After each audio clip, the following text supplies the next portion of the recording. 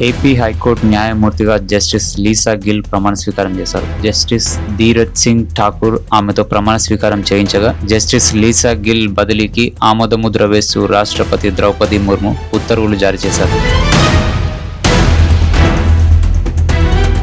దేశంలో LPG gas కొరత లేదని కేంద్ర ప్రభుత్వం స్పష్టం చేసింది. ప్రజలు ఆందోళన చెందకుండా తొందరపడి గ్యాస్ బుక్ చేయాల్సిన అవసరం లేదని కేంద్రం తెలిపింది. తుంగతుర్తి ఎమ్మెల్యే మందుల సామెల్ హిందూ దేవుళ్లపై వ్యాఖ్యలు చేశారని, ఆయనపై తక్షణమే చర్యలు తీసుకోవాలని కేంద్ర మంత్రి బండి సంజయ్ డిమాండ్ చేశారు. జనసేన పార్టీ జెండా దిమ్మ ఏర్పాటు విషయంలో మచిలీపట్నంలో ఉద్రిక్తతలు చెలరేగాయి. వైసీపీ వర్సెస్ జనసేన కార్యకర్తల మధ్య ఘర్షణ చోటు చేసుకుంది. నడి రోడ్డుపై పేర్నినాని వీరంగం, పరస్పరం నినాదాలు, తోపులాటలతో ప్రాంతంలో ఉద్రిక్తత పరిస్థితులు నెలకొన్నాయి.